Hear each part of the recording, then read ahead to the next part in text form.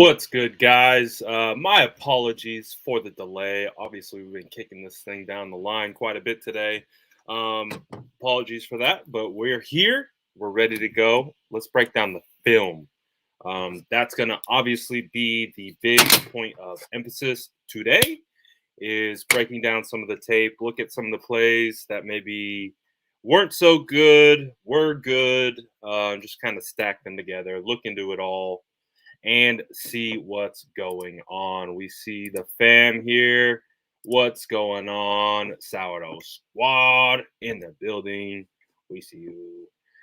So today's going to be an offensive emphasis. I'm still working through the tape um, on both sides, but today's definitely going to be an emphasis on the offensive side of the football, and we're going to look at some of the plays that worked. Like I said, didn't work and kind of see what the results came of that.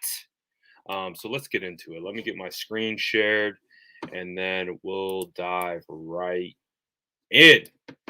Let's go. Trent Williams again was back in his bag.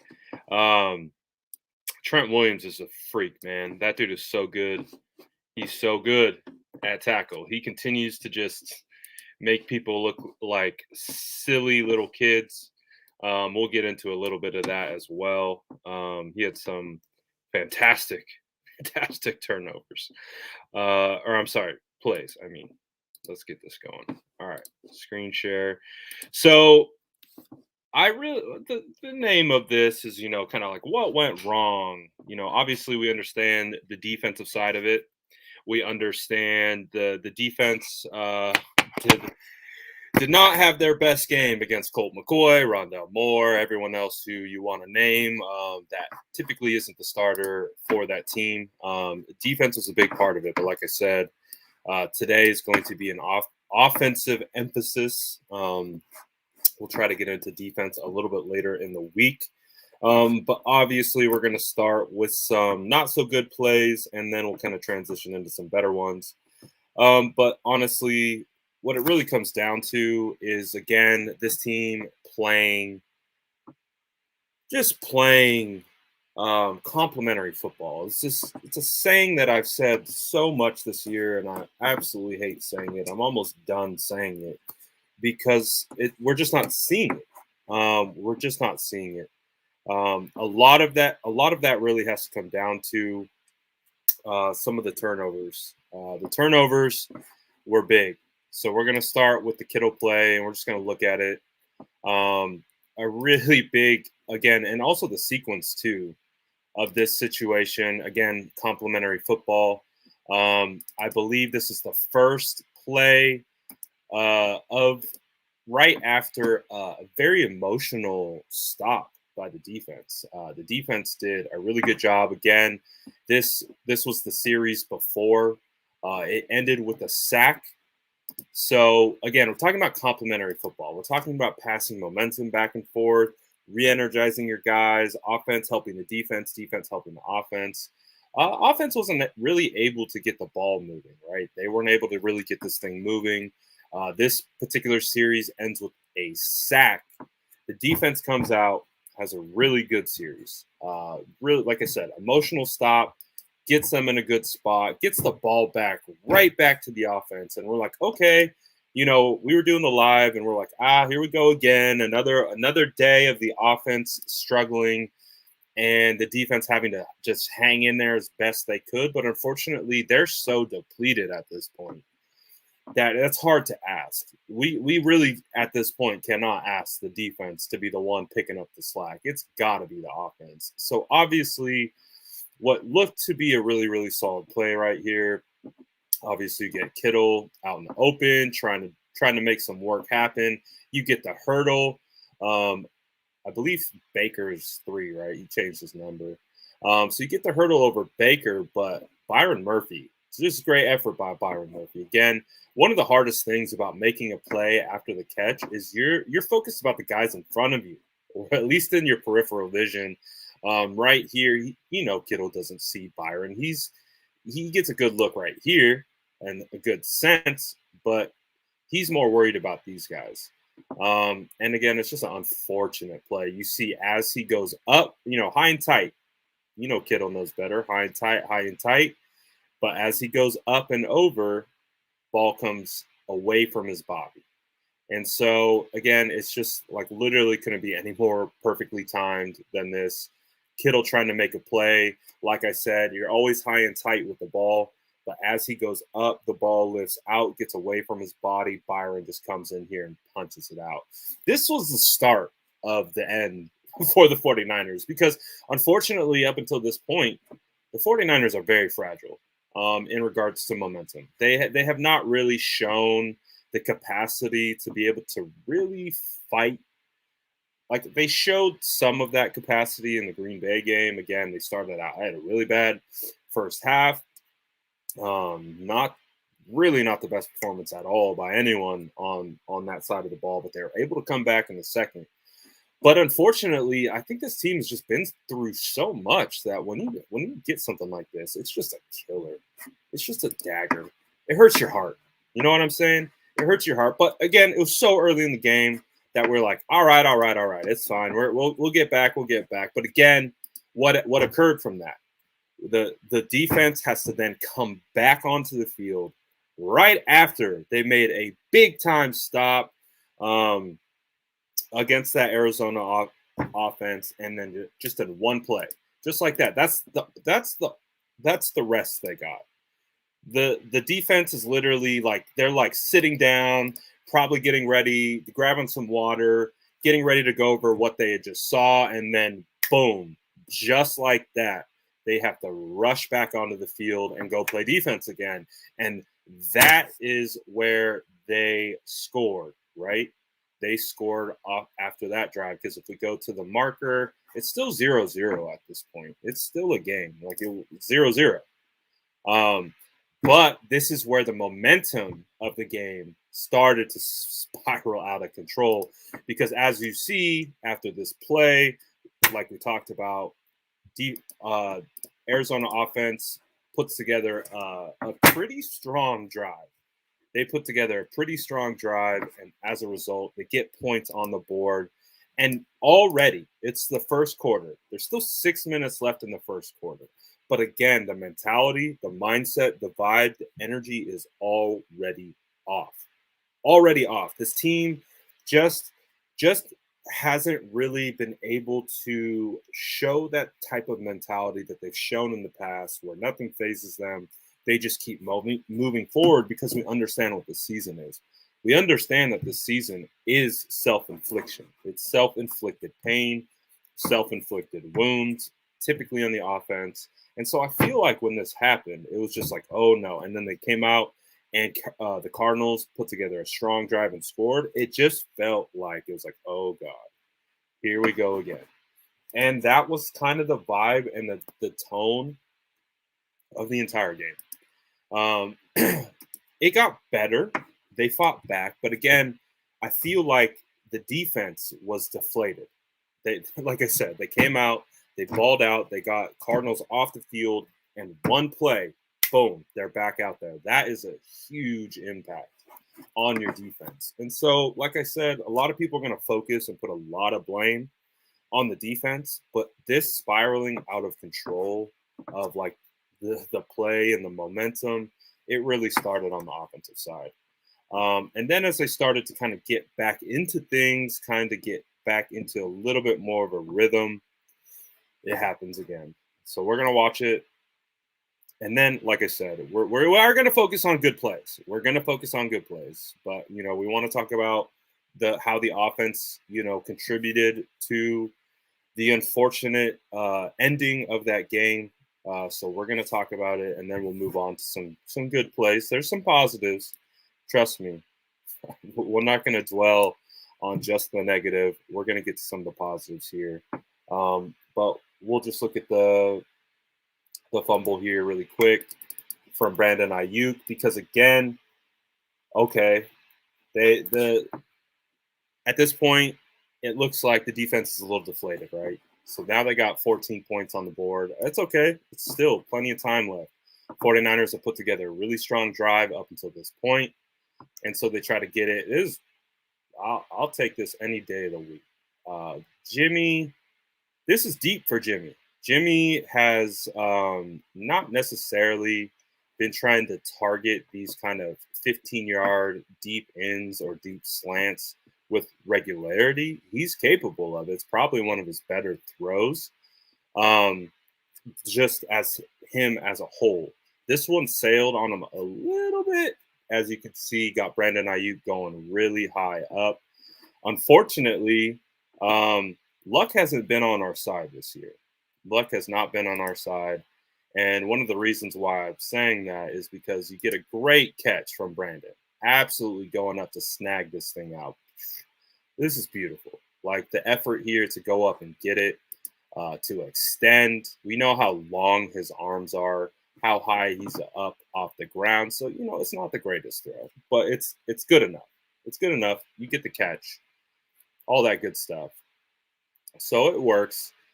When we talk about luck, like, how does this guy being like lazy and kind of just like being nonchalant, number 20?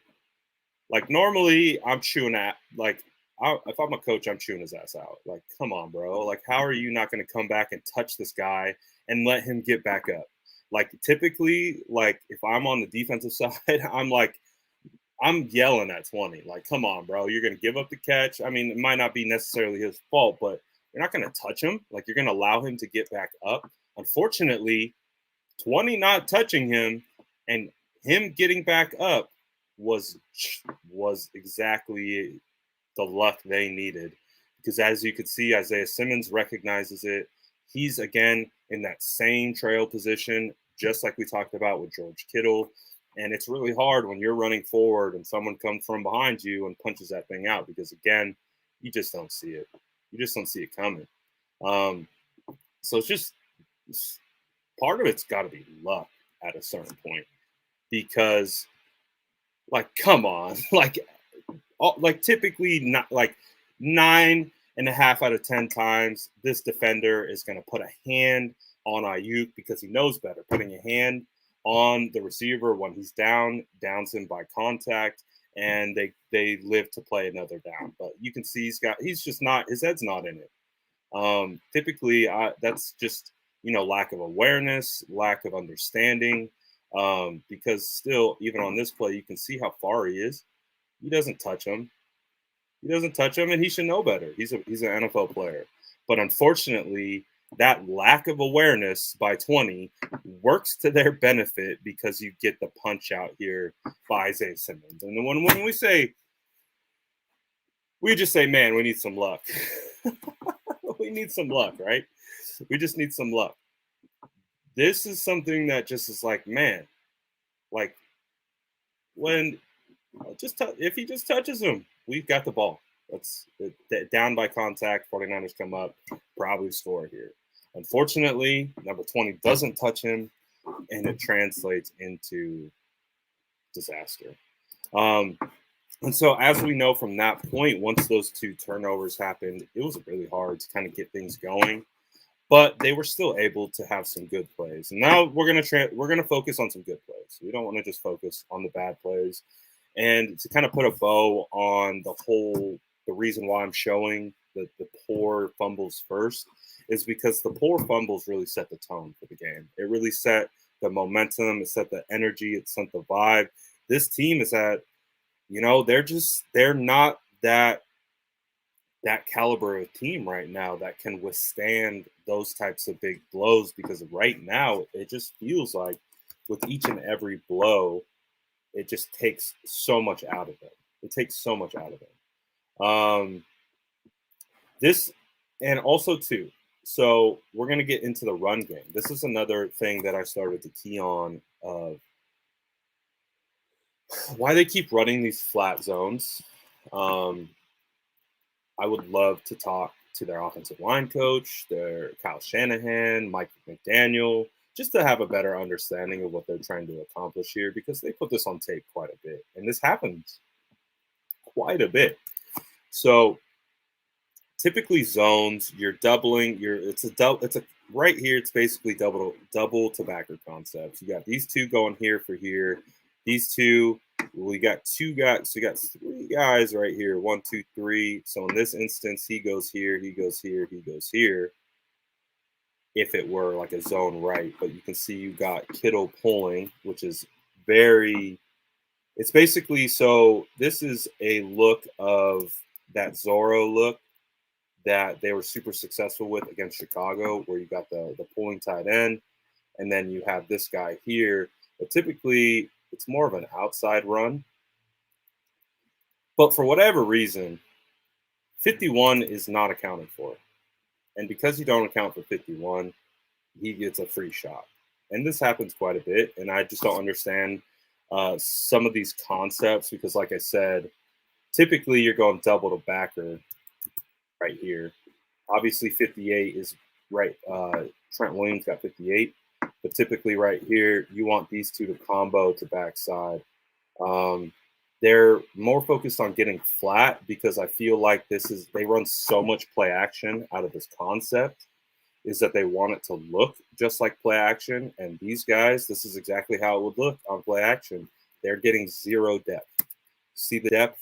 They're not getting past the line of scrimmage. I think it's by design. I think that's what they're trying to do. They want this same look. They run this play action. They run play action out of this. So I think that's really what they wanted them to key on is the play action. But unfortunately, like not blocking 51 is the nail in the coffin. So I just it's one of those things that I don't really understand because I don't know why. I get it. You don't want penetration here, but you also want to get the flowing backers. So it's an interesting concept. It happens a lot where they don't pick up flowing linebackers as a result of them going so flat. So again, like I said, it's a question. I don't really have the answer, but it's interesting because it shows up a lot. And you get linebackers making plays like this, just flowing like they should. But there's like you look at where everyone's blocking. Trent's got 58, Lincoln's got here, Max coming down, Kittle's blocking at the end. Juice has got Isaiah, but who has 51? Why is 51 unaccounted for? I don't know. But that is thankfully Elijah is a good running back and doesn't go down on contact and is able to get hit and spin out of it. So it's nice, in that regard. But honestly, I don't know. I don't know why they do that. They do it time and time again. So it's an interesting concept. Some other good play, that wasn't necessarily a good play. It's just one of the things that I wanted to showcase because they keep doing that. Like I said, I feel like it's more of a setup for play action, but it does feel like that's the case. Here's a strong move by Trent Williams, doing Trent Williams things. Again, we highlighted this last week. We did the thread about it. This is the one where he's doing the double pass set, which we've officially named it. So you got the basically he gets to his spot and then he drops his foot. We've called that the double pass set. I've asked some offensive line guys. They're like, well, this is Trent being Trent. And so the other move, it's kind of typically when you see linemen club or punch down, it's called a snatch and trap. I think this is a little bit different. It's using the same concept of the club or rip down, which would be the snatch.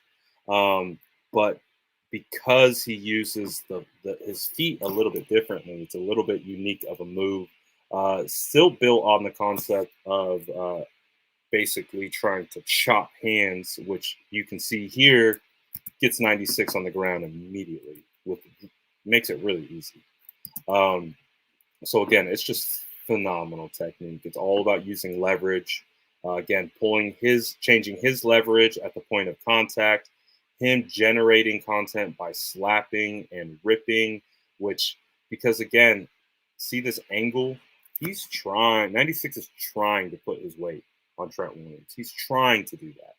He's trying to put his weight on him and be able to kind of springboard off that. So you can see he pushes his hands down, loses all leverage, and just falls. flat on his face. It's really nice. Really beautiful. Love to see it. Jimmy gets it there. Tough catch, though. Clearly, 51 was in the right spot in coverage, got his hands in the way, and did the work. So, not bad. Not bad. Execution, I mean, Jimmy got the ball there. It's just hard. It's just hard catch. But love the technique here. Everyone else across the offensive line blocked it up really nicely. So for the most part, it was okay. It was okay. But I really like this technique here by Trent Williams. This one I had a question about. I wanted to know kind of what Jimmy's thought process was here. Because he has a wide receiver open, but he doesn't take it and gets a sack. And I believe that 2 was a third. Is that a third down? Let's see. Yep. So this was a third down. So I don't know if that had something to do with it. But Brandon Aiyuk breaks free almost right away. It looks like they're creating a natural rub route. Obviously, you get the wide receiver stacked. It puts these two guys in conflict. They need to be able to either pass it off or play man. They stay man, so you can see they don't pass off. Byron Murphy goes here. Clearly, so I don't know. I guess I can see why. Now that the context is third down, Brandon obviously isn't running to the sticks. He's running to, out halfway to the halfway point. So maybe that's why Jimmy doesn't rip it. But I also kind of feel, I don't know. I don't know what the purpose of the concept is. Maybe it's to try to get Sanu open here. I don't know if the design is calling for it because, like I said, Brandon Aiyuk's the open wide receiver, but he's not at the sticks. You have Kittle working a late developing a route across the middle, but per usual, they have the middle of the field covered pretty damn well. So it's interesting. I don't know. Is this play design? Is this? I don't know. I would at least like to see Jimmy let this thing rip, give it to Aiyuk. You, based on this situation, you hit it on Aiyuk early enough that if you get it to Aiyuk right here, maybe hit him with the back shoulder, you get Brandon's momentum turning backwards. He could potentially over pursue, and maybe you give your number one wide receiver the ability to work and make a guy miss, especially right here when you gotta have it. But unfortunately, everything kind of collapses. Everyone's feet get all messed up. This one, I actually, from a pressure standpoint, I got to look at my boy Alex because they are sliding protection to the right. So because they're sliding protection to the right, that means Brunskill's feet are going to the right. So if Golden does try to take an inside move, just like he does here, the person who needs to pick that up is Mac. And you can see right here, he's not in good position. He should not be sideways. He should be square to the line of scrimmage. Because he doesn't get square, because he doesn't get his hips over, basically, you want to try to touch basically hip to hip, shoulder to shoulder, stay square so that you don't get split. You don't want to get split in a double team. You absolutely don't. You do not want to get split. And this is how you get split. So Mac kind of gave him the inside route because Brunskill can only do so much when you're sliding in protection. That's why you work in tandem. So I would expect, if I'm playing guard, I would expect Mac to be right on my hip, to be right there to make sure that Golden doesn't get through, but Golden does a good job, and as a result of Mac not really like slamming this down to ensure, I don't like that he's lateral to the line of scrimmage. I don't like that. I would much rather him be square to the line of scrimmage, and because of that leverage alone, Golden splits them and then gets the sack. So would love to see Mac really, because again, he's already sliding to that side. I get it. He could be keying on. He's keying. His attention is a little bit right here, but still, rather than dropping this foot out, slam it hard to really help. But again, it's just like plays like this just sets a tone. Not the best. Really not the best. Let's see. Here's another Trent Williams being Trent Williams. So let's see here. Trent Williams being Trent Williams at 3:09. 8.25. So this was a good one by Trent. I like this one by Trent. Again, this is more Trent Williams playing offensive line or playing offensive line like a defensive lineman. So here's Trent right here. Watch Trent. I'll play it full speed through, and then we'll slow it down. So he's going to do his typical pass set. This actually, it's kind of resembles it's basically a quick set. So that's why everyone's moving to the right. He's not on an island. He's moving down. He's staying kind of on the line of scrimmage. It's supposed to be a quick throw, nice and easy. Looks like 1, 2, 3 and out. So yeah, this is a quick pass. So that's why their technique looks different. But watch what he does as a result. And I'll slow it down to you to show you why. Like, why did this guy fall? It just looks like he falls, right? Trent just persuades him onto the ground, right? Just, oh, you want to come against me? Okay, look, you're on the ground. This is what Trent Williams is just. These are grown-ass men. These are NFL players. Like, I don't care.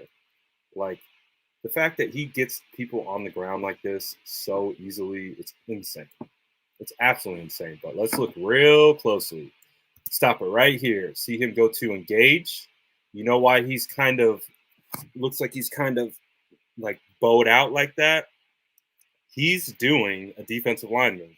It's called a push-pull. It's the move that I hated the most when I played offensive line. I couldn't stand it. It's the move that I showed Jason Aponte when we were at Senior Bowl and almost threw him through a wall. But I hated it. It's the worst because it's the other guys using your leverage against you.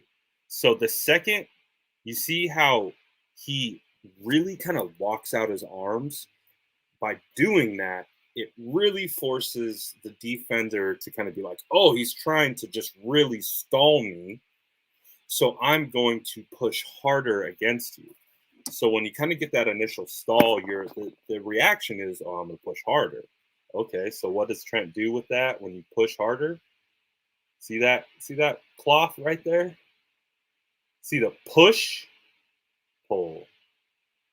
Push, pull. This is a push pull. It's the concept of using the other person's leverage against them. So you stonewall them real quick. You get them, so, just like we always talk about, hands for offensive linemen, initiate hands for defensive linemen. So the second he gets hands on them, you see there's a rip. He's trying to club. He's trying to break free. But there's a reason why he's doing that. And then he does the double pass there, right? He completely pulls the seat out. There's the foot, and that's all he's doing. It's a push-pull. This is a defensive lineman move being done by an offensive lineman. It's beautiful. It's so subtle. It's so small. I absolutely love it. Absolutely love it. It's good stuff. Let's see. Let's show a good pass. We're due for a good pass. We're due for a pass.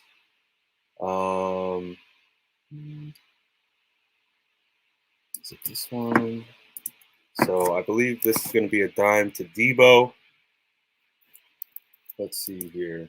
Yeah, this was a good pass. Everything about this play was nice. I like this. This is Jimmy Garoppolo's best throw. And when I say best throw, I'm not meaning this specific throw. I'm saying out of all the throws that he makes, like let's say trying to throw a post, a deep out, deep in, these in breaking routes are his bread and butter. Especially when they're running zone, especially when they're in zone coverage, he's really good at being able to fit it in these spots. It's his best throw. He did this all training camp. This app, so, and that's what you see when they try to take this away. But good by him to fit it in there. Debo makes a great catch. Good pass. Really solid pass. I like it. Let's watch some other plays. 53, 553. What is this one? It says, oh, this is a good play. This is a good play by the defense. This is actually designed and blocked up almost perfectly. Almost perfectly. My critique here is we need Big Trent to sell it a little more. We need Big Trent to sell it. We know that's not how Trent Williams pass blocks. We know this isn't how it works. We don't hop and skip like that. So I think when he kind of does that and then tries to, because it's essentially like a delayed screen, so you can see it's still run action. You got the people in motion. You see Sanu coming. There's a lot of movement, but at the end of the day, it's a screen pass to Mitchell. My only critique here is big man is sell that a little bit more, because I think 42 keyed on it. I think he keyed on the fact that you weren't really pass blocking him, and that when you ripped him and tried to get off of it, 42 got on his horse and just made a great play. Absolutely great play. But look at what happens. Like, let's say if we try to sell it a little bit more, we try to invite this guy more upfield, and we get out on time. Look at the blocking, man. You had guys all the way downfield. You got Charlie Warner, you got Mike McGlinchey. This could have been a big one. It could have been a big one. But again, not good play by number 42 to be able to key on it. I think he keyed on the way Trent was kind of pass setting haphazardly. And the second Trent went to rip and go, he keyed. He actually held on to him and said, nope, I'm slingshotting off you. So good play by number 42 to stop this. Pretty solid.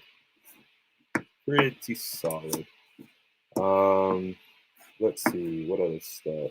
Let's watch this good run. So one of the things that I think, I don't know why they really got away from running it in between the tackles. They've run in between. When they run kind of in between the tackles, they've done okay.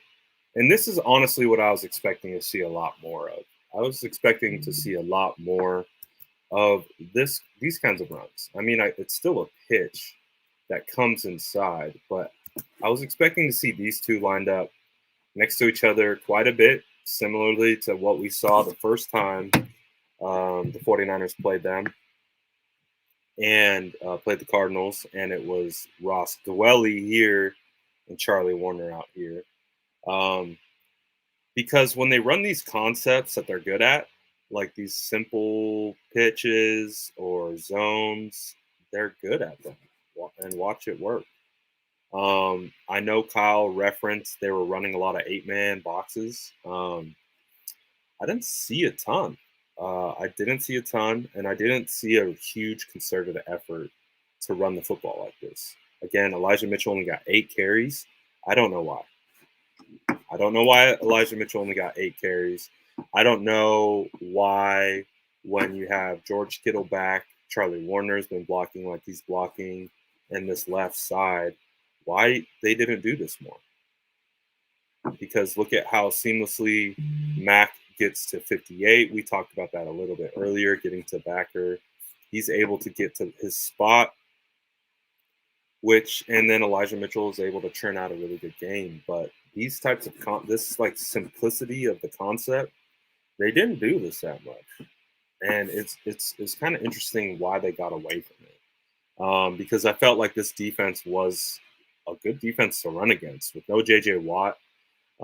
It really felt like this type of stuff they could have done all day, but it just feels like they didn't. They didn't. I don't know why. Maybe it was not a part of this specific game plan of what they were trying to attack. But again, they got away from running the football, which I feel like coincides as well with some of the struggles of the team as a whole. Is when they get away from running the football, they don't win a lot of games. Kyle Shanahan has talked about it many times about how if the 49ers are running the football 30 times a game, they're winning. They're winning. What is going on with Buda Baker right here? Look at Mac get Buda out. Buda is all twisted up. What is happening?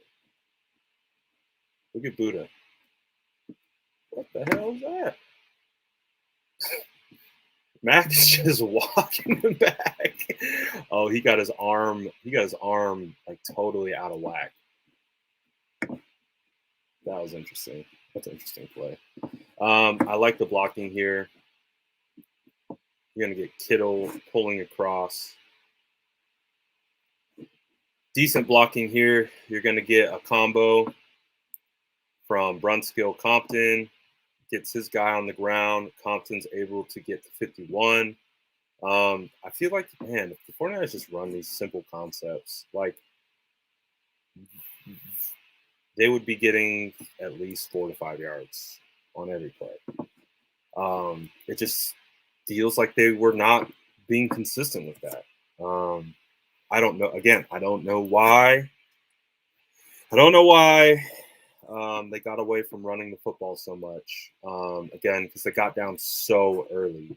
They got down so early, or got down 14 so early, they still had an opportunity to still run the football and slowly get back into it the way they wanted to. This is a sack. Obviously, Mike McGlinchey's out at this point.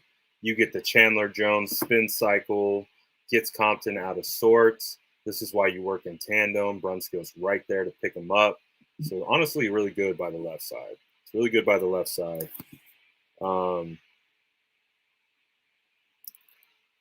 Right here, it's not bad pass blocking. You see, you get a little bit of push right here from Trent Williams. But this, I think this spooked Jimmy. So I don't know. I don't know where he was necessarily going with it. Again, we've talked about the timing that he typically has on being able to hit these slants. I don't know why he didn't attempt it. I know you have 51 coming in tight, but you could still, let's see from this angle. I mean, he's ready to throw. If you were to just bang it on him, like this, the timing of the play is correct. So you bang it on him. You know he's going to break open. You know they're running zone. Again, he's done this. He did this earlier. That's one of the good plays that we watched. It's just why this time? Wow. Where's the hesitation? Because again, if you're throwing with anticipation, that's one of the biggest things you got to do as quarterback is throw with anticipation. And when people say throw with anticipation, you know what route he's running. You know what he's trying to do. He's trying to stem him to the outside. He's trying to show threat of outside release. He stems it back to the inside. He kind of pushes up a little bit, drops the foot in the ground, cuts it. You throw that on time and on target in the breadbasket, that's a catch. So he doesn't. He brings it back down. Looks like he's going to go to a different read. He didn't like it. But at that point, the pressure is there. He feels it. You have Juice open, doesn't go there, and just kind of takes a sack. Just kind of takes a sack. So I don't know. It's just one of those things like where, I mean, you can see right here the separation. You see the separation that Brandon Aiyuk has. Like I said, if this ball's out, like this is a throwing motion. Like, and that ball's getting ripped. You could rip that. We just saw that. We just saw that with Debo. So not sure what the difference is. But for whatever reason, that one he didn't hit with the same time. So I don't know. But Jimmy didn't have a terrible game. That's things that happen with Jimmy from time to time. This is a good throw by Jimmy. You got a deep out by Brandon Aiyuk.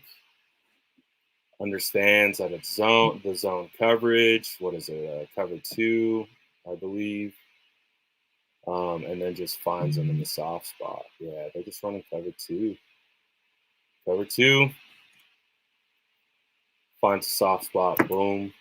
Nice and easy. Nice and easy.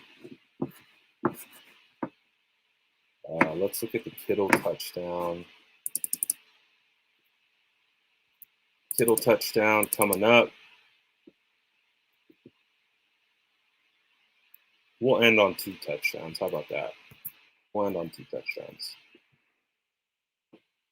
So this is good play by Jimmy, staying alive, directing traffic. You see him point to where he wants Kittle to go.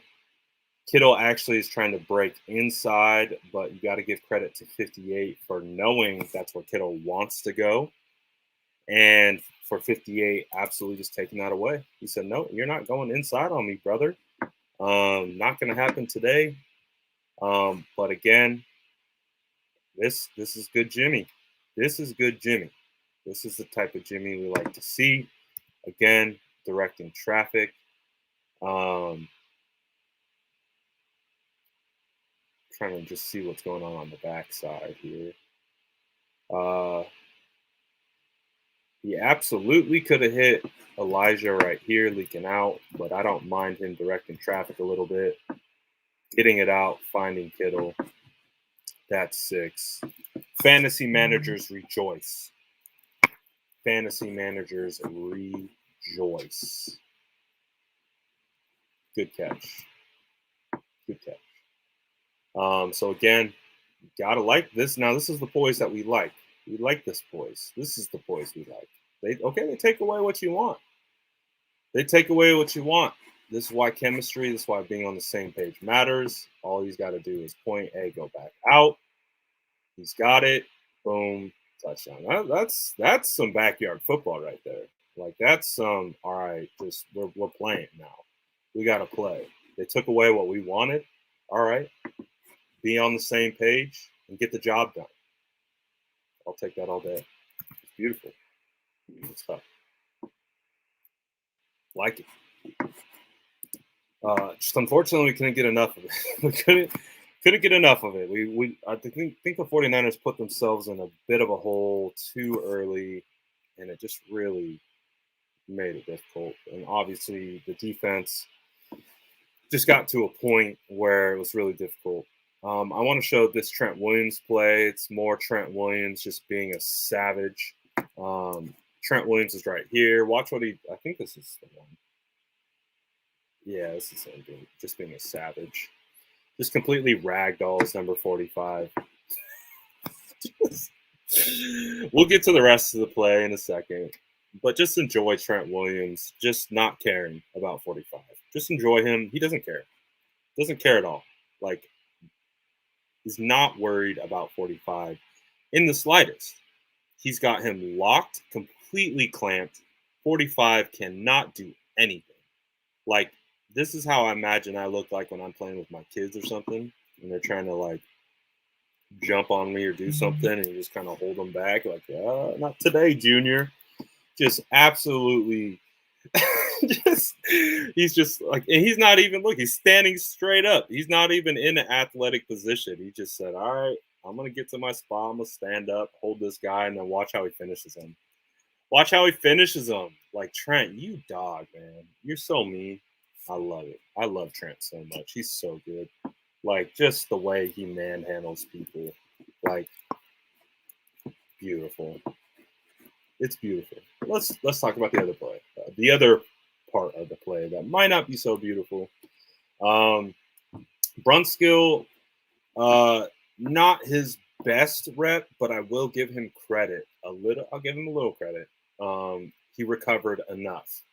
So clearly, when Golden creates contact, he is just not ready for it. His hands like miss. He like tries to. He's not really punching. He's kind of grabbing. So all the leverage that Golden is coming from, he's just throwing it into Brunskill. Brunskill's kind of trying to catch him. So there's not really much counter power coming because we understand he's moving backwards. It's hard to create power when you're moving backwards, but that's what the punch helps with. And he kind of misses as a result. Golden gets into his pads. And I mean, it's deathless right here. This is like, you don't ever want to be in this position as an offensive lineman, like where your ass is over your feet, the defenders into your chest, and you're getting walked backwards. You never want to be in this position. But, however, he recovers. Now, it might not look like a recovery. It might not look like it, but it is. He recovered. Watch him get that foot in the ground. Obviously, this is good by Jimmy to sidestep Brunskill. It gets Golden to pursue that way. Look at Brunskill key on where he was pushing at, and he's able to kind of try to get him off balance a little bit. Enough for Jimmy to reset and throw. Now he's not able to make the throw. Probably best case scenario that this throw didn't occur because, as you can see, like you got Baker just clamped on Sanu, but he came off immediately to right here, and that would have been a pick. So probably best that he didn't complete the pass, but like I said, it looks really bad by Brunskill, but I do got to tip my cap a little bit to him for being able to recover from this.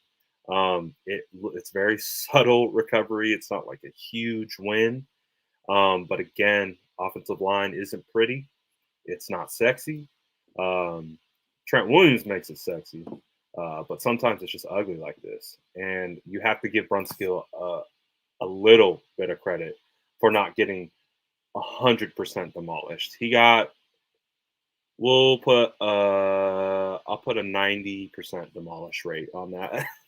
But sometimes 10% is all the difference. Sometimes 10% is all the difference. He's able to at least redirect 44.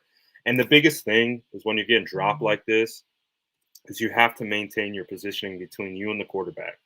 You have to stay in front of that defender because the reason why is so that your guys can react and so that they can do this. So, like I said, it's not the prettiest. It's not the sexiest. It's not the best. It's not. But it's, like I said, it's a 90% demolish rate. Not a full 100. Not a full 100, but it's enough. It's enough. Just, I love my guy, Brunskill, man. Let's see here. Let's do a couple more. Um, Great throw to Juice. All right, let's do this one. See what we got. I got great throw to Juice.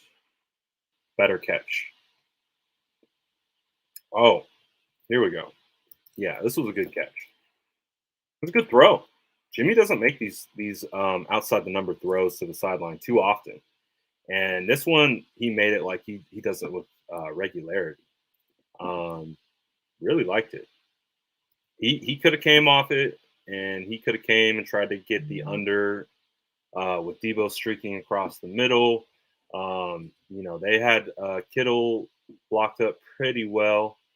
So I like it. This is kind of just a little bit of anticipatory throw, trusting your receiver, the receiver being use check in this instance. Let's get another look from this angle. Juice is up here. It's got 34 in coverage. Not really a crazy route or anything, but we talked about the ball being banged on you. Um, Jimmy's already throwing before he breaks. That's what we want to see. This is exactly what we want to see. That's an anticipatory throw. It could have been even a little bit sooner. But again, watch the rhythm drop, hitch, throw. That's exactly how it should be. And if your guy isn't out of his break yet, that's okay. You know where he's going. They'll throw it to a spot and let your guy go get it. And that's the best case scenario to be able to throw the ball away from the defender to where only your guy can get it. This is good job. This is good job. Better catch by Juice to be able to get his knee in bounds. It's pretty solid. Let's see here. What else do we want? It's 14:05. Oh, we watched this one already. Let's end it on an Aiyuk touchdown. Again, the 49ers got away from the run game. Don't know why. They were doing okay. They were doing a lot of outside runs. I think this is an example of one. And things just weren't working, man. Things weren't just work. They just weren't working. You have Lincoln Tomlinson trying to get 51.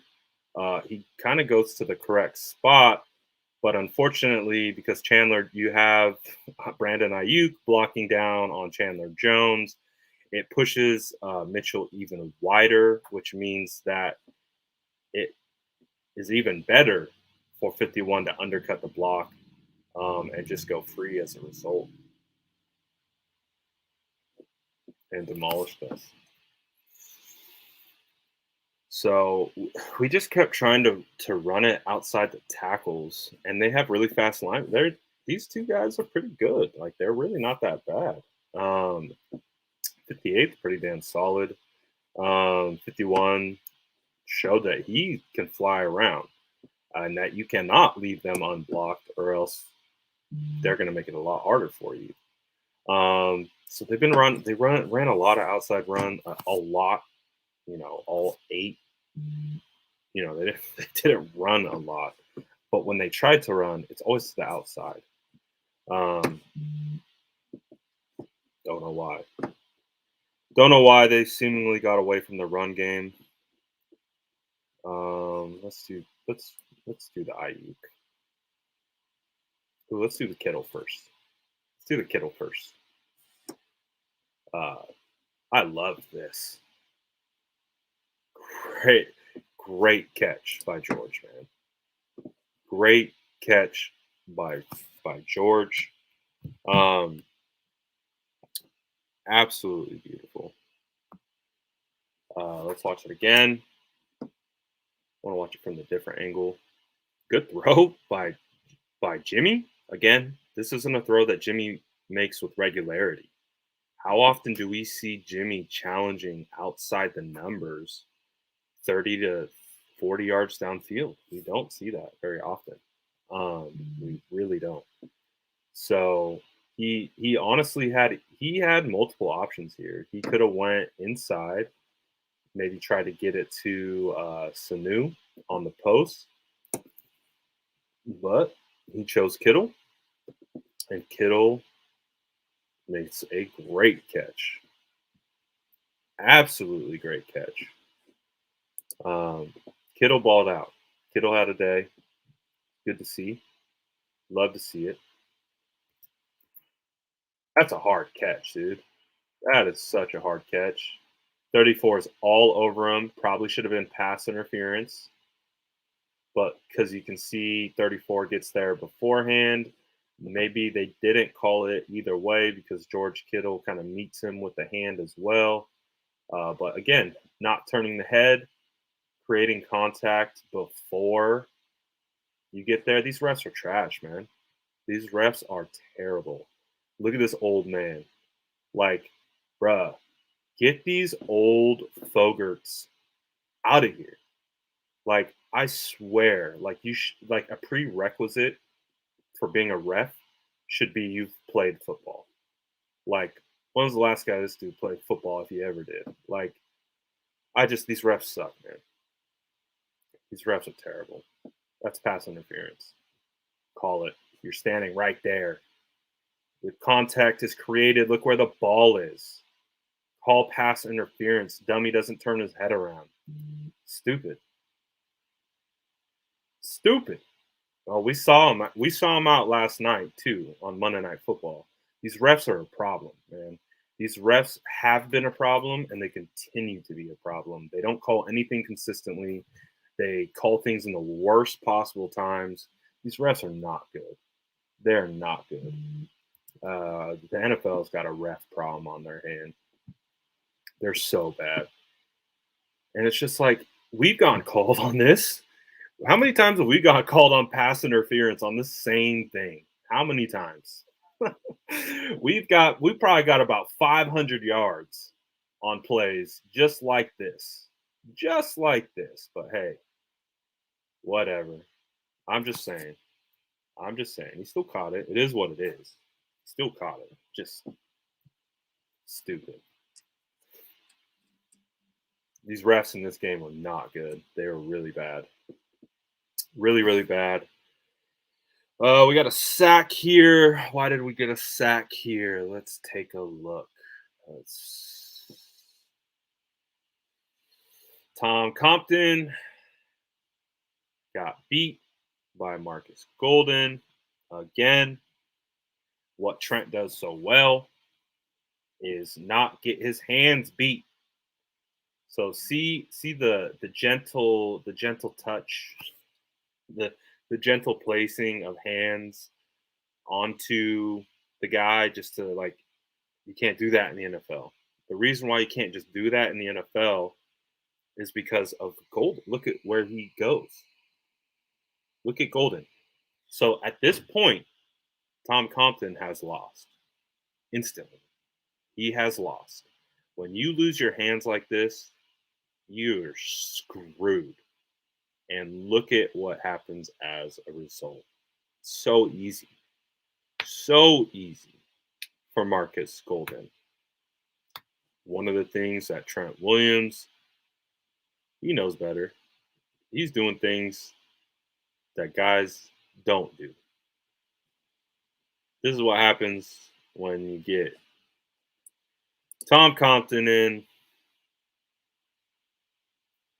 Gonna miss McGlinchey, man. Really gonna miss McGlinchey. He wasn't getting beat like this. I didn't see McGlinchey get beat with hands like this all year. Did McGlinchey get beat? Yeah, he got beat. He definitely didn't get beat at the same rate. Definitely didn't get beat at the same rate that he did the year before. Like, every offensive lineman gets beat. We've shown Trent getting beat. But again, these are the things that you're just like, oh gosh. Like, if this is what we're going to get all year, we're in for a long year. You got to have your hands. You got to be smart enough to understand that they're coming for your hands.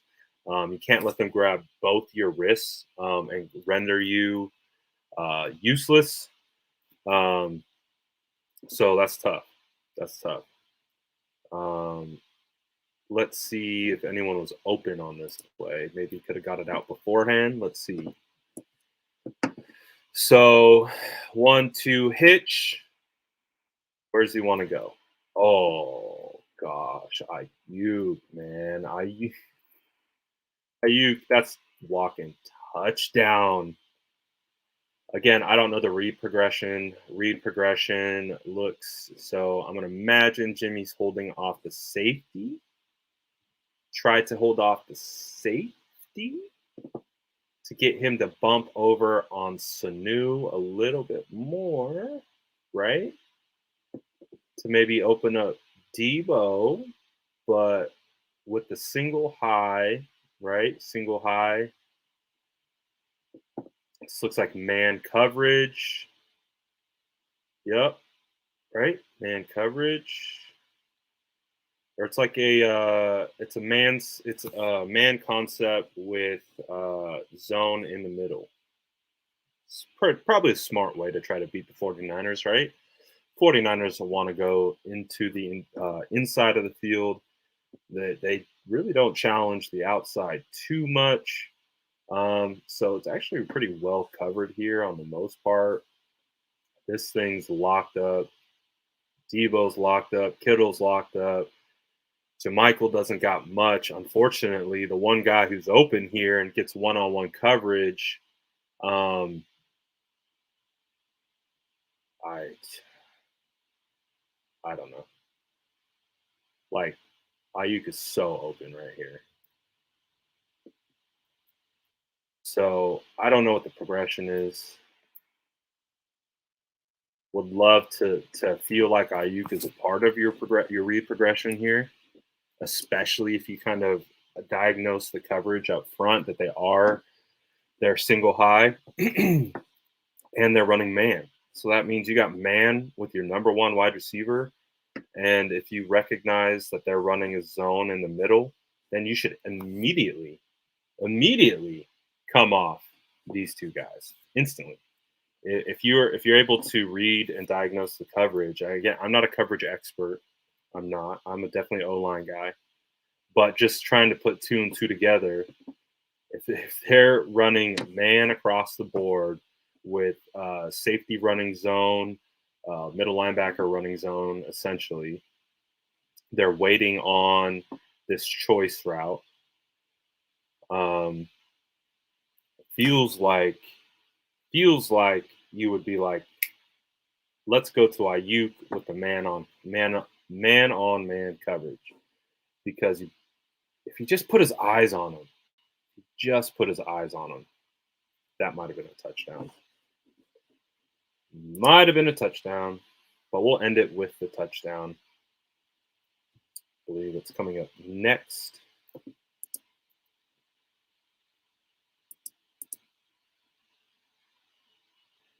Let's see what we got here.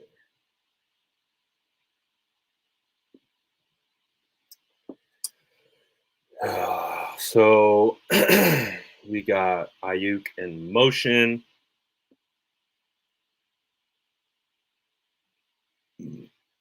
You got two deep. I mean, that's a hard throw. That's a tough throw.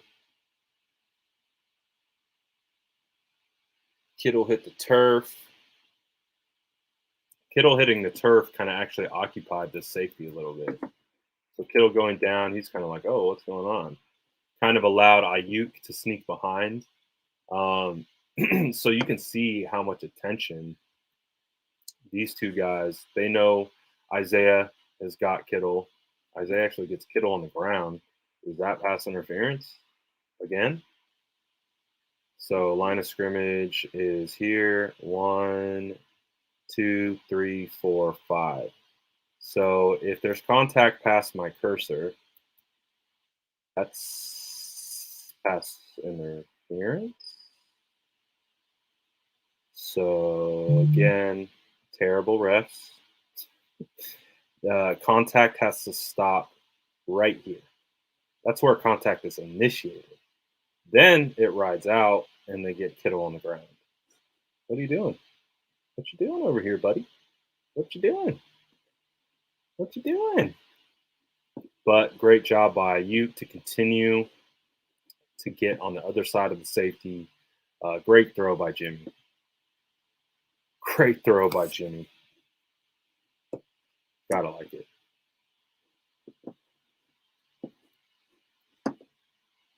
Pretty good. But like I said, just wasn't enough. They made good plays. They had good opportunities. Defense, unfortunately, it was tough sledding for the defense. So the offense had to be damn near perfect. They had to score more than they did. Clearly, that's typically how you win a game, right? But still a good play. Great contested catch. I mean, look at that. Look at how that's a hard ass catch, man. Look at he's got two guys draped all over him. It's really nice. It's really nice. So it's not like the offense didn't have any good plays or bad plays. But like I said, this team isn't necessarily built to come from behind, especially right now, especially with the way the defense has been playing, um, how hurt the defense is. We just can't afford mistakes. The team has got to play really good ball. Wow, what a catch by Kittle.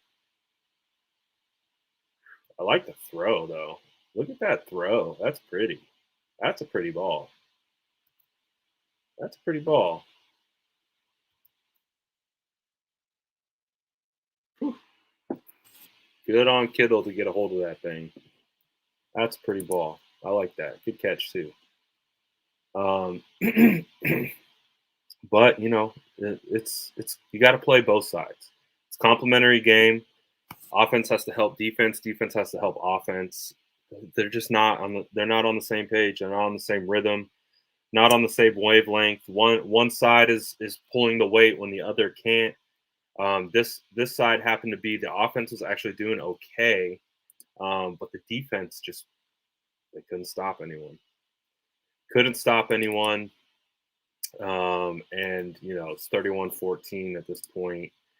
Could they have come back? Yeah, they probably could have. Not the best ball management there down the end. Um, you know, I understand Kyle not going for it on that like fourth and long, and he punted, and they were able to get the ball back and go 3 and out and get it back. But still, would have liked to see Kyle try to maybe be a little bit more aggressive than just punting it there. Um, take a shot because that would have been a great if because obviously if they don't get it, it's a momentum swing in the opposite direction. So I understand, but if they got it, the momentum swing would have been great for them, and they would have saved about 3 minutes off the clock if they didn't punt the ball in that scenario. So again, we understand lots of things at play. Just wasn't the best, wasn't the greatest, and obviously they're so far behind at this point.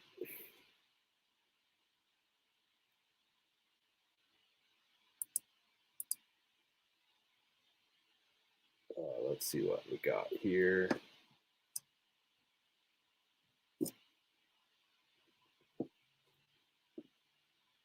Oh, Tom. Oh God, he almost got the sack twice. Chandler Jones almost got the sack twice. Oh gosh, this is the push pull. We talked about the push pull a little bit earlier from Trent Williams. Yeah, I mean, look at Trent Williams. Even Trent Williams getting dropped back a little bit. I don't know who 42 is, but 42 is kind of nice, man. I don't know who this is, but he flashed a couple times. Like, you don't really see Trent kind of getting bowed like that. You really don't. You really don't. And he almost got him. He got a piece of Jimmy. He got a piece. Great anchor, right? Great anchor. Forklift him. Get him out of there. 42 got some movement, man. Not bad by 42. I don't know who 42 is. But the push-pull, again, create leverage. Chandler Jones wants Compton to be pushing against him. The reason why is you create the leverage, right? Push. Look at this hand. You see that? That's it. The pull. Push, pull. Watch the pads change. Push, pull, push, pull, push, pull. And with the swim around, easy money. Push, pull. Ooh. Missed. Oh, second time. Almost got him. Almost got him. So, I mean, on the other side of the token, it's Chandler Jones, who's arguably one of the premier pass rushers in this league. It's Tom Compton. So I don't fault Tom too much because Tom's a backup for a reason, and offensive linemen are hard to come by. This is what McGlinchey wasn't doing. This is what McGlinchey was getting beat on last year, but he figured out how to counteract this, and that's why McGlinchey was having such a strong year. It's because this stuff wasn't happening to him anymore. He kind of figured out how to adjust his technique so that defenders weren't using his own leverage against him. Because we know Mike, he's a big guy, and so when you're a big guy like that, these guys are masters of leverage. That's what this is. Mike did a really good job of this year of not getting beat this way. He really did. He did I can only look back and I can look at one play that happened in the Detroit game, one play that happened in the Philly game, and then he really kind of buckled down. And these push pulls, he wasn't getting beat with these. He wasn't. He figured it out. So Mike was playing at a pretty damn good high level, and we're going to see what happens as a result. We're going to see what happens as a result of who starts at right tackle, whether that's going to be – I think it should be Jalen Moore. But again, Jalen Moore is going to have a little bit of struggles, and I don't know if Jalen Moore is ready yet. That's the decision with the coaching staff. And I think that's – if you see Tom Compton is starting – again, was that a fourth down? Or they kicked a field goal? Kick a field goal here? Yeah, they kicked a field goal here. They had to score here, man. They had to score here. This is the one where they kicked the field goal. I think after they drove down, they punted, 3 and out by the defense. Offense comes back out and gets a field goal right after this play. But this had to be a touchdown. This had to be a touchdown. 31-17 with 3 minutes left. Oh, gosh, just get a touchdown. It's tough, man. Because let's see what the read progression is, at least from what we can tell. Let's see if anyone's open, because this is a huge play in the game. Huge play in the game. Wow, they jammed up everyone. So you got to give credit. You got to give credit to Arizona a little bit, man. They did a lot of credit. They look at where you going with the ball. Where are you going to go? There's nowhere to go. Everyone's just jammed. No one's got nothing. No, everyone's getting walled off. It's like they know where they're going too.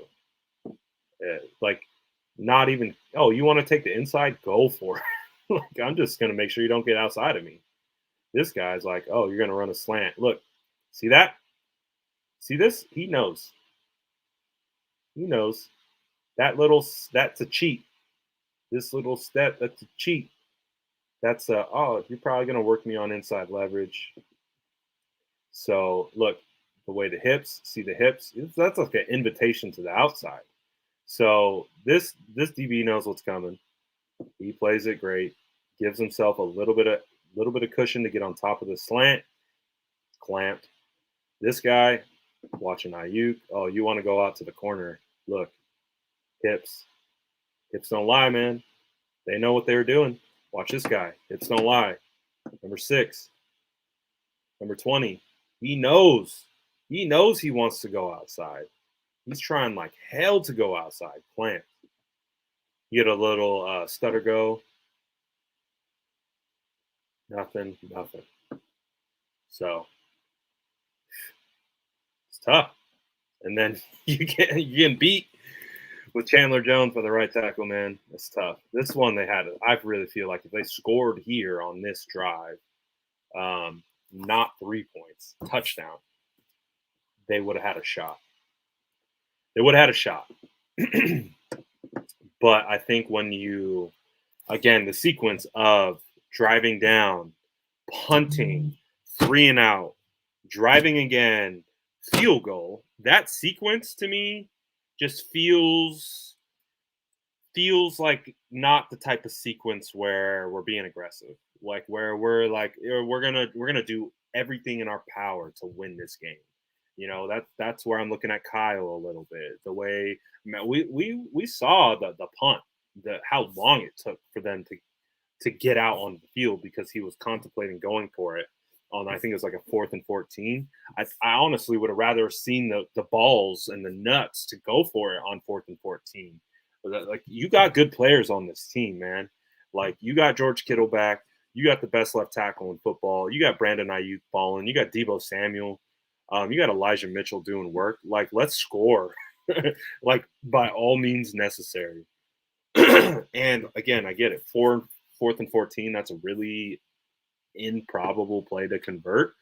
But it's the same thing as a punt, right? Like, it's really, what's the difference of, like, when punting from like your 40, what's the difference? 20-yard cushion, 30-yard cushion at most. Okay, you get the ball back after that, and then you get it in this instance and you don't score a touchdown, and it just makes it really difficult, man. Makes it really difficult. It doesn't feels like they're like just pushing it down the line. Like, oh, we'll get it in the next drive. We'll score the next drive. It's like, no, we got to score now.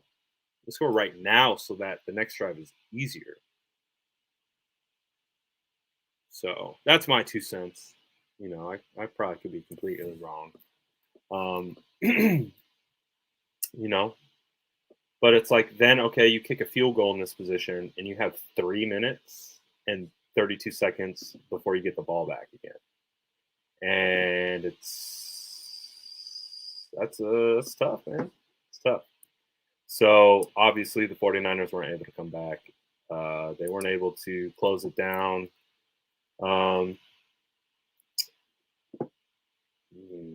What's this?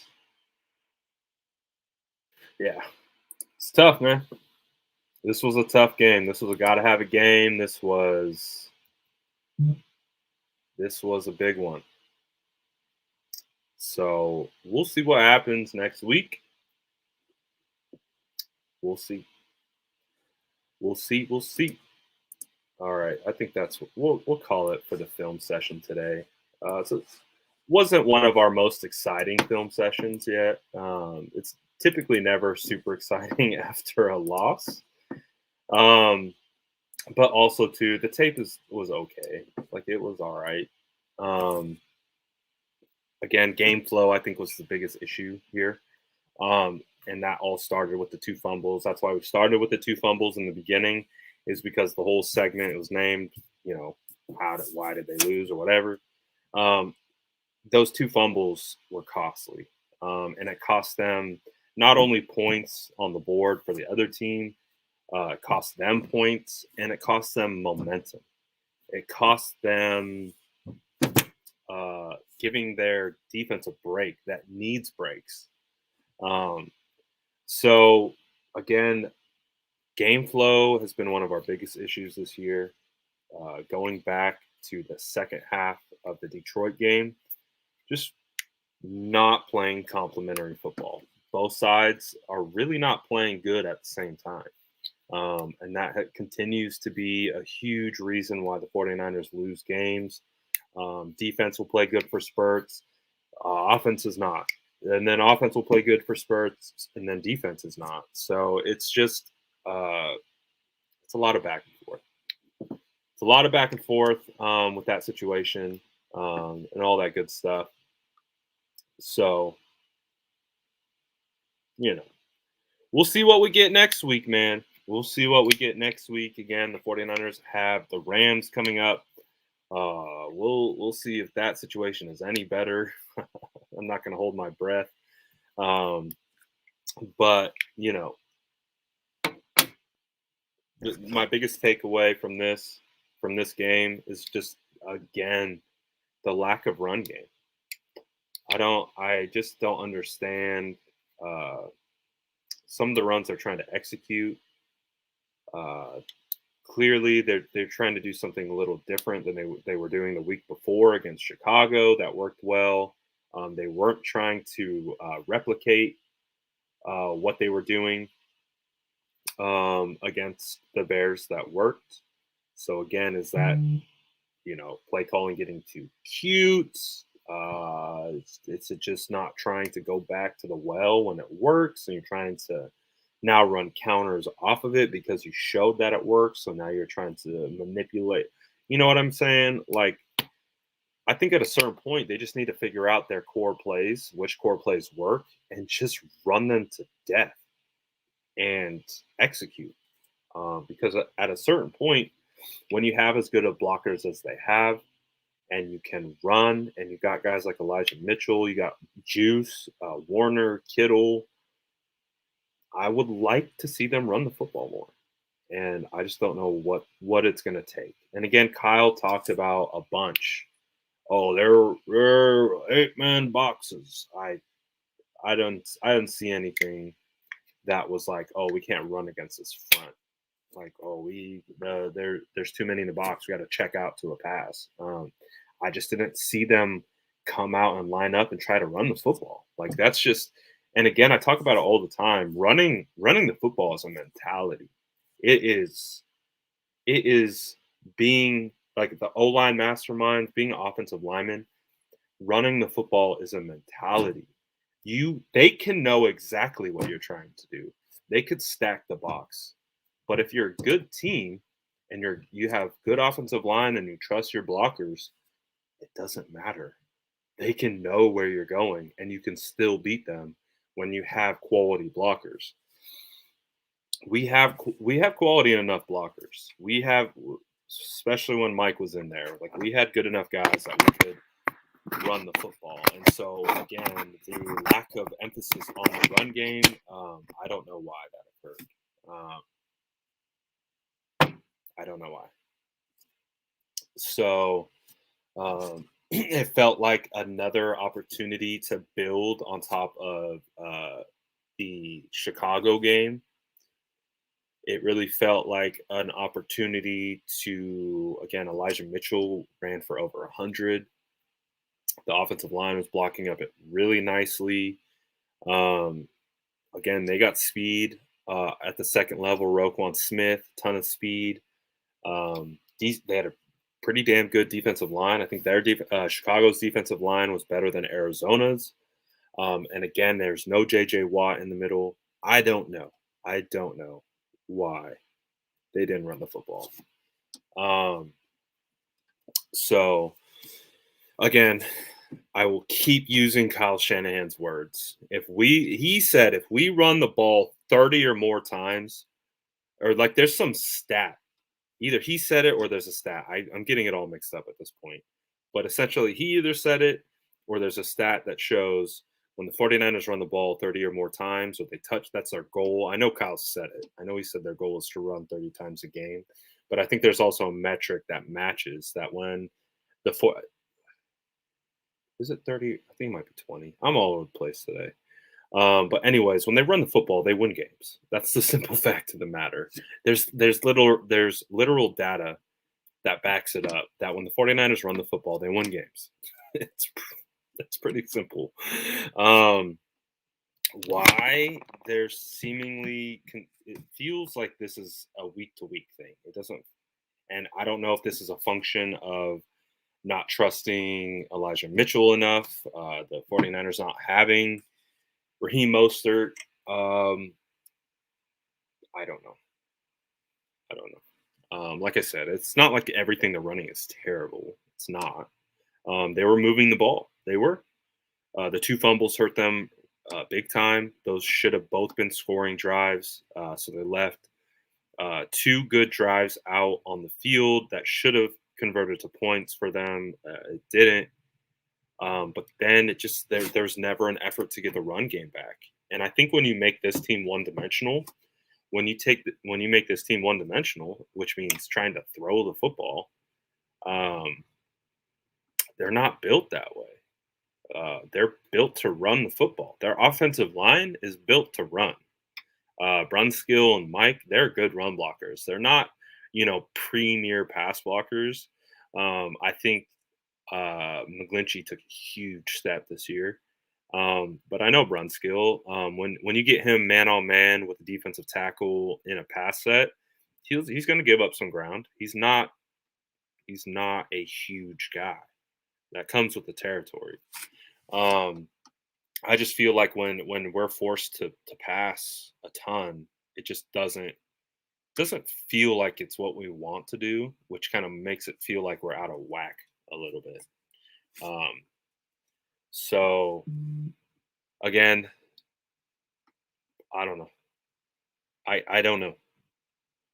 Again, Kyle referenced it. They asked him, why didn't you run the ball? Elijah Mitchell got 8 touches. They said, why didn't you run the ball? They said they're throwing 8-man fronts at us. I don't know. I saw a lot of opportunities where they still could have run the football a little bit more. So we'll see. So we'll see what happens. But the offense, was hit or miss. They were able to put good plays out on the field. They were able to show good stuff. It's just the consistency. There's no consistency for stringing, let alone like good drives together. But back-to-back drives, back-to-back quarters. There's just no level of consistency to this team. It really feels like on any level.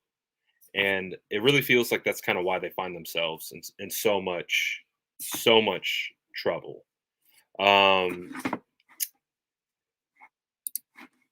McGlinchey went down. The last play that McGlinchey had was the Aiyuk fumble.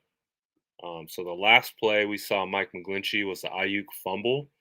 I haven't asked him yet. I'm probably going to ask him which play he got hurt on because I went back and watched and he looked okay.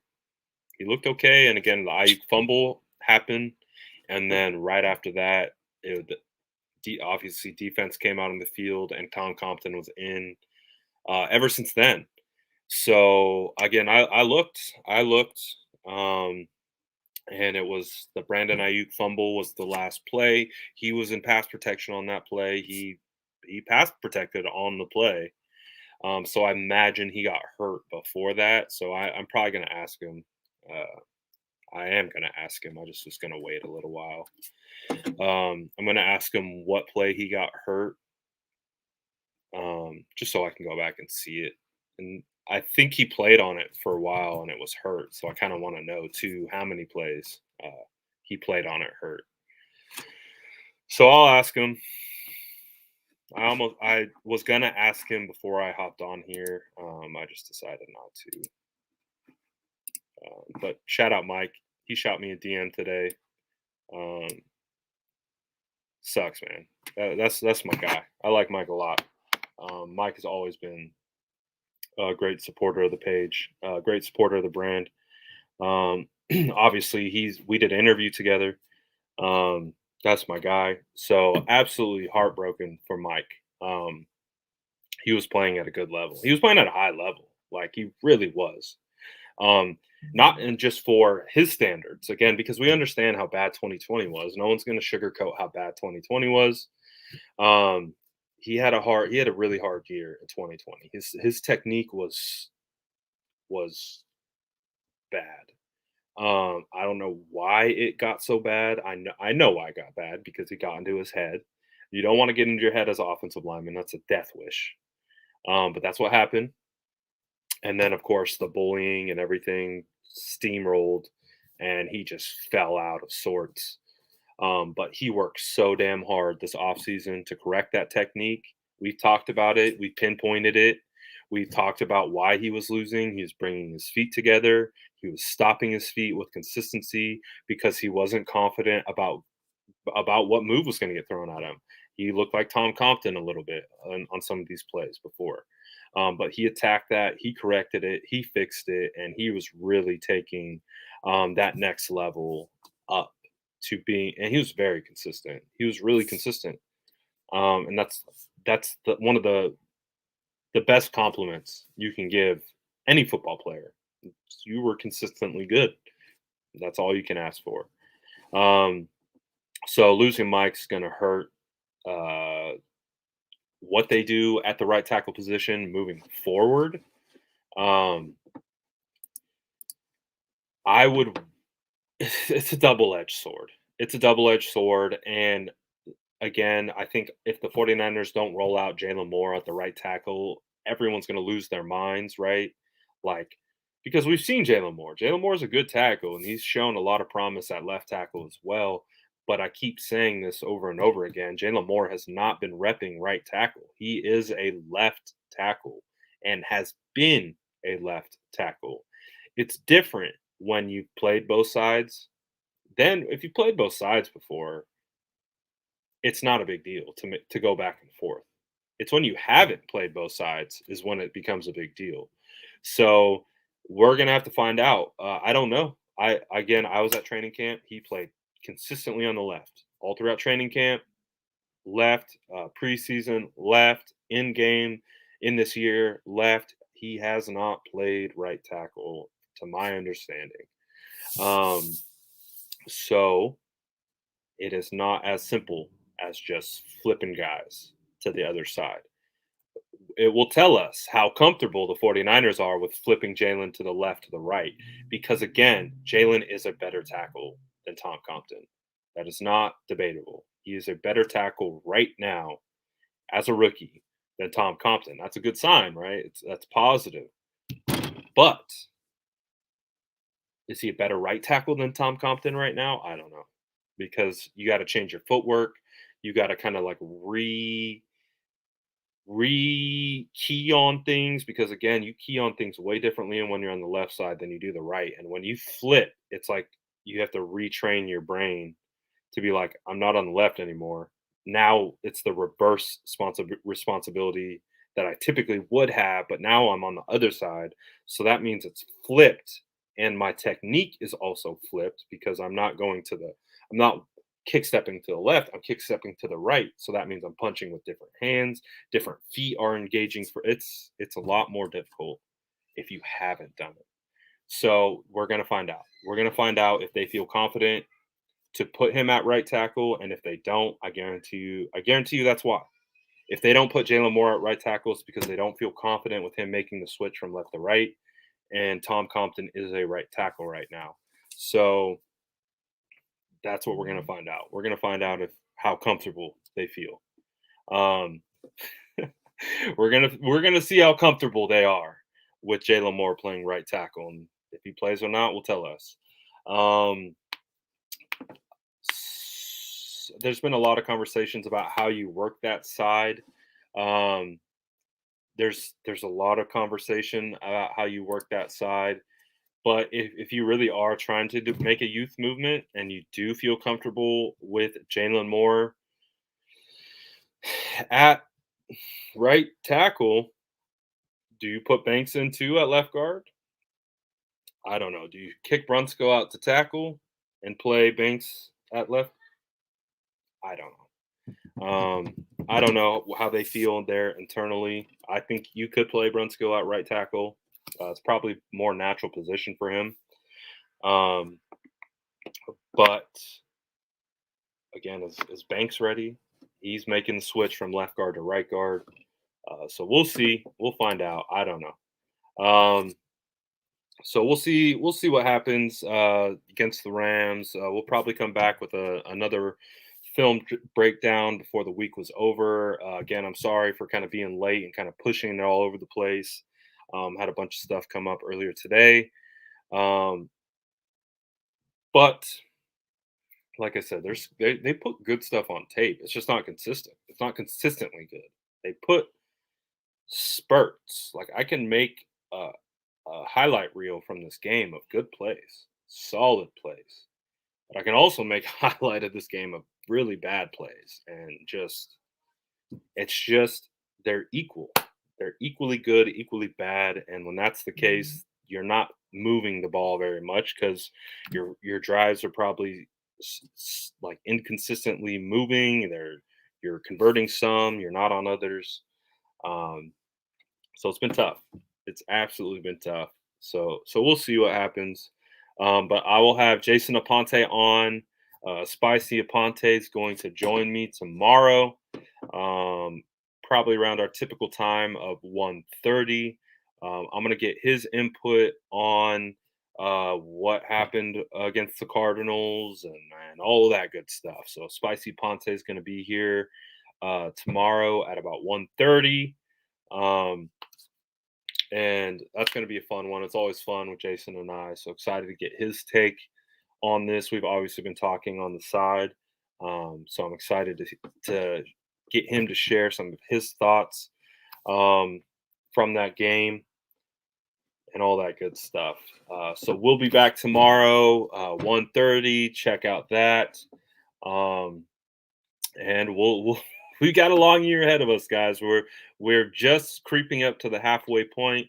It's crazy that we're just getting to the halfway point, and it feels like the season is over at this point.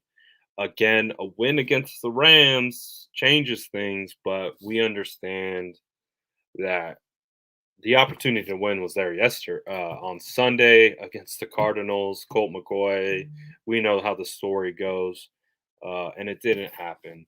So we have tempered expectations going into the Rams. Um, so we'll see what happens. Um, is Sanu not playing on Monday? And if not, who is holding hoping to be out there? um, I would say it's going to be a combination of Trent Sherfield and Juwan Jennings. Juwan Jennings is obviously a natural big slot with the size. He matches Sanu's traits a little bit. Um, so I would say it's going to be a combination of those two. I feel like Juwan Jennings has gotten more snaps over Trent Sherfield. Trent Sherfield has seemingly fallen off the face of the earth, but that seems to be a common theme for certain skill players on the 49ers. So we'll see if we get a reemergence of Trent Sherfield, who had a phenomenal camp. Again, he had a big reason why Trent Sherfield had a phenomenal camp was because of his performance. He worked a lot with Trey Lance. Trey Lance and Trent Sherfield was a very dynamic connection all throughout training camp. That's where a lot of the hype came from. But since Jimmy Garoppolo's been in, we have not seen a lot of Trent Sherfield. Um, yeah, OBJ is probably going to be out there for the Seattle Seahawks or the Rams or some other team. I would be shocked at this point if the 49ers sign OBJ. I just feel like you guys know the state we're in. Um, we got one foot in the grave right now of this year, and with one foot in the grave, we understand what that means for next year. We know next year is going to be a completely different year from a roster personnel standpoint. Um, so it probably doesn't make a whole lot of like if we were winning, if we were like, oh, we just beat the Cardinals. Hell, if we just beat the Cardinals, I think we might have had a shot at OBJ. If we came in and we beat the Cardinals convincingly and they wanted that marriage to happen, I think it could have. But the 49ers looked not with it. So I don't know if you want to add a player who just got released because he wasn't gelling with his offense, which is a similar offense to Kyle Shanahan. Um, and his quarterback, we understand like Jimmy Garoppolo is hit or miss sometimes. Will that create more issues if they start losing? Like, so yeah, I think the 49ers are out on OBJ. Um, it was kind of a pipe dream all along. It's ironic that Kyle has an opportunity finally to add OBJ, but the timing isn't right. I just don't think the roster is where it needs to be. Um, so I don't think it's going to happen. Obviously, you heard he likes the Packers. That makes sense. I've heard Seattle makes some sense. I don't know. We'll see. We're going to find out tomorrow, most likely, where OBJ is going. So that's going to be interesting. Probably doubt it's going to be with us. So we'll see what happens. But like I said, check in tomorrow um, for Jason Aponte and I for our state of the franchise episode. Oh, we got plenty to talk about regarding the state of this franchise. Oh yeah, we got lots to talk about. We got lots to talk about for sure. And to be honest, Norman shouldn't even be in this locker room to begin with. He should have been cut yesterday. So whatever. I don't like Norman at all. Don't like it. Don't like it. Yes, technically they could still sign him. You would have to sign probably a 1 year deal or a 2 year deal with some like back end money situation happening. But like I said, does he want to come to a team that has 1 foot in the grave? I don't know. Ellis says the 49ers need leaders. JG is not a leader. Um, I think he is a leader, and I think that's the problem. I think that's the problem. When I've talked about this at length. Um, I think that's part of the dysfunction here is that the he's so much of a leader, at least in regards to how the locker room responds to him, that the fact that Kyle tried to trade him the way he did all offseason and then keep him and then do like weird things, in training camp. I I think that is a problem. I think that's the problem. So Jimmy G might not be the leader that we like or we necessarily want right now, but he is, and I think that's why there is a fractured locker room. It's because Kyle tried to trade the leader. They kept the leader's disgruntled, the other leaders are disgruntled because we know this. We know Kyle will trade a leader. We know he will. So this could have been the last straw. This could have been the last straw for the locker room. And they seem to be rallying around Jimmy. They don't seem to be rallying around Kyle Shanahan. Um, and Jimmy's not going to be here next year, and that's a bit of a problem.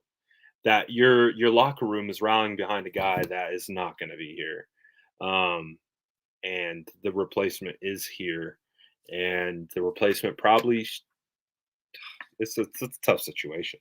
It's a tough situation. But I understand what you're saying. You probably want a different leader.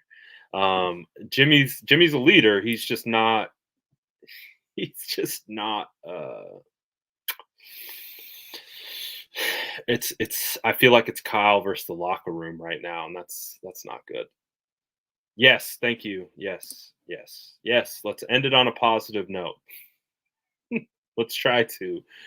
Positive note. Trent Williams is still a savage. George Kittle looked like a baller. We had Brandon Aiyuk coming out party. Finally, only took to week 9. Um, If you got any of these guys in fantasy, that's pretty good. You should feel good because I don't know how well the defense is going to do. Again, the defense is so hurt. They're so hurt right now, at so many different levels. I would have a hard time thinking that they're going to keep any team under 14 points throughout the rest of the year. So again, it's going to hinge a lot on the offense to score points and score often and be consistent. And we'll see what happens. But if you got any of those guys in fantasy, should be good news because they should get the ball a lot. Um, so we'll see. We will see. Um, so oh yeah, this is it. I think that in my opinion, based on how I've covered this season from this offseason starting in January till now, I would imagine this is a huge issue. When your leader has been propped up as a trade piece, I would imagine that's going to cause some issues. So Mitchell has been balling. Mitchell has looked phenomenal. Would have loved to get in the ball more, but it is what it is. Like I said, so we'll be back. I'll be here tomorrow, 1:30. Jason Ponte, state of the franchise. Dylan, I see you're back. I'm just heading out. Um, we got Jason Ponte coming on tomorrow. So we'll get the spicy Aponte to tell us what he thinks, state of the franchise, and all that good stuff. And we'll get back to it. I am 6'3". I'm 6'3". So I was an undersized offensive lineman. I'm small. I'm a big guy. I'm a big guy, but I have a small man syndrome because I played offensive line. I started at 6'3", 250, playing center, which is small uh, for an offensive lineman. So actually, I have a weird thing. Like I feel small, but when I go around normal people, I'm like, okay, I'm not small. I'm not small at all. Um, but yeah, being 6'3", sub 300, around 6'6", 6'5" guys that are 320 everywhere. You develop a small man syndrome, I guess. Kyle Shanahan equals beta male. He and JG are laughing to the bank. Yeah, I mean they're making money. They're making money. So it is what it is. We'll see if they can bounce back. We'll see. We'll see you guys tomorrow. Appreciate everyone who stopped by. Um, we'll bring the energy back tomorrow. A little bit.